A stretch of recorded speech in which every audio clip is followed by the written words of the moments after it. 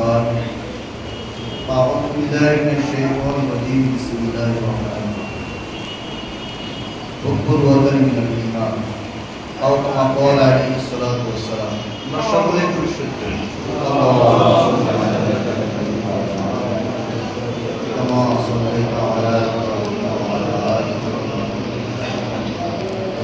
اللهم بارك على محمد وعلى آل محمد كما باركت على إبراهيم وعلى آل إبراهيم الحمد لله আমরা সর্বপ্রথম সেই মহান মালিকের দরবারে অন্তরস্থান থেকে কালিমাত শুকর আদায় করেছি যে রব্বুল কারীম এই তৈরি আবহাওয়ার মধ্য দিয়ে আমাদেরকে ইসলামী ছাত্র আন্দোলনের 34তম প্রতিষ্ঠা বার্ষিকী উপলক্ষে আজকে দল পরিমাণ ও সেমিনারে অংশগ্রহণ করবার সুযোগ তৌফিক দান করেছেন। এজন্য সকলে জমান করে কালিমাত শুকর আদায় করে সকলে আলহামদুলিল্লাহ।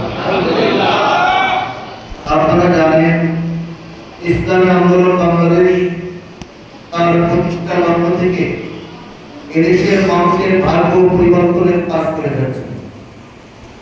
ইসলাম দেশ ও মানবতার অতন্ত্র প্রহরী হিসাবে ইসলামী আন্দোলন বাংলাদেশ সক্রিয় ভূমিকা পালন করে যাচ্ছে।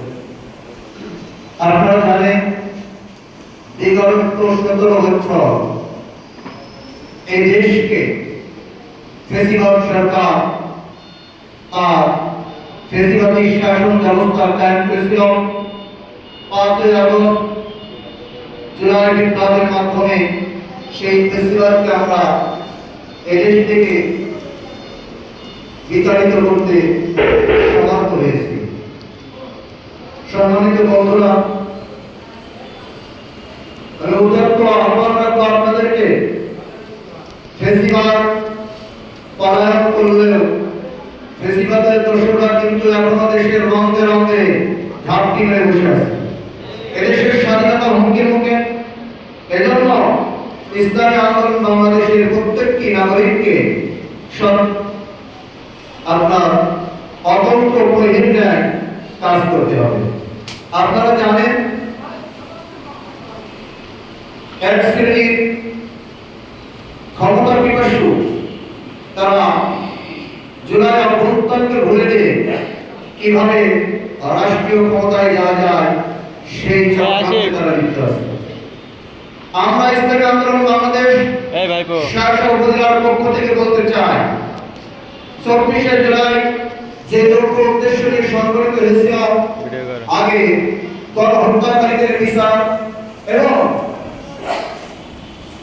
ফেসিবাদের দোষরদের তাদের বিচার এবং জুলাই আকাঙ্ক্ষা বাস্তবায়ন করে এদেশের ৭১ ভাগ মানুষের যে চাওয়া পাওয়া পিয়ার, এই পিয়ারের মাধ্যমে আগামী নির্বাচন অনুষ্ঠিত হবে এবং সরকার মহোদয় যদি এই পিয়ার দিতে না কাজ থেকে রাজি না হয়, তাহলে আমরা মাঠের ময়দানে লড়াই সংগ্রাম করে পিয়ার সিস্টেমকে ফিরিয়ে আনবো ইনশাআল্লাহ। তারপরে এদেশে নির্বাচন হবে। এর আগে কোনো নির্বাচন বাংলার জমিনে হতে দেওয়া হবে না। আমরা দেখছি বর্তমান প্রধান উপদেষ্টা তিনি জুলাই শহীদদের রক্তের উপরে দাঁড়িয়ে দেশের ক্ষমতার হস্তান্তর গ্রহণ করেছে, কিন্তু কেমন যেন তার কথাবার্তায় চলাফেরায় আমরা মীর জাফরের ভূমিকা দেখতে পাচ্ছি। তিনি কোন একটি দলের পকেটে চলে গেছেন। আমরা তাকে সতর্ক করে বলতে চাই, আগে জুলাই অভ্যুত্থান যে জন্য হয়েছিল, যে লক্ষ্য উদ্দেশ্য নিয়ে এদেশের তাওহীদি জনগণ আপনাদের ক্ষমতার মসনদে বসেছিল, আপনি আপনার ঈমানি দায়িত্ব পালন করুন।